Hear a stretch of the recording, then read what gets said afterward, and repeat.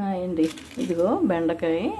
ఇందాక కారం చూపించాను కదా, ఇది బెండకాయ ఏం చేద్దామంటే, ఇదిగో మూకుట్లో నూనె వేసుకున్నాను కదా, నూనె కాగిపోయింది.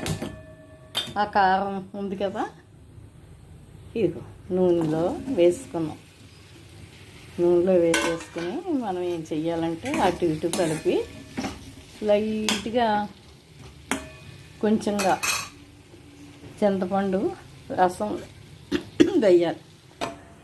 ఇదిగో ఇంతే, చిన్నగానే ఒక చిన్న కప్పుడు ఈ రసంతో చిన్న చిటికెడు సాల్ట్ వేసి ఇది వేసి వీటితో మగ్గ పెట్టుకోవాలి.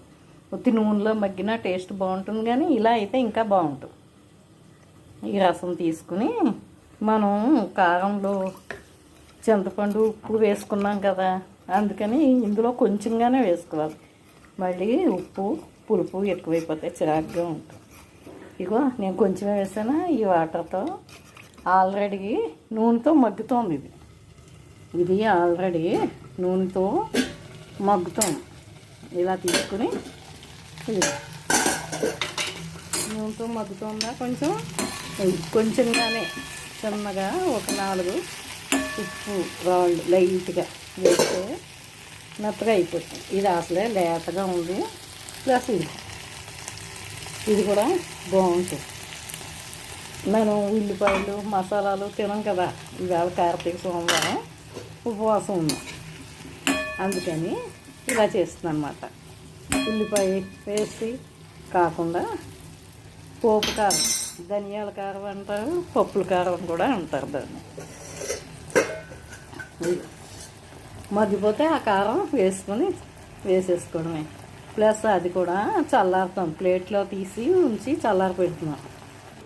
ఇదిగోండి, చూసారా, కారం చల్లారిపోయాను. ఇందులోనే ఉప్పు వేసేసాను. ఇదిగో ఇందులోనే చింతపండు వేసాను. ఇదిగో పప్పుల కారం అన్నమాట.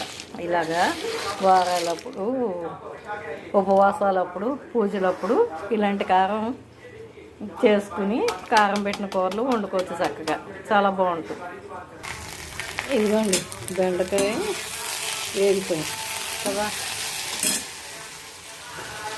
ఇదిగో కారం కూడా రెడీ అయిపోయింది.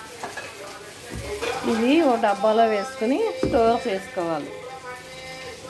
ఇది అయిపోయింది కదా.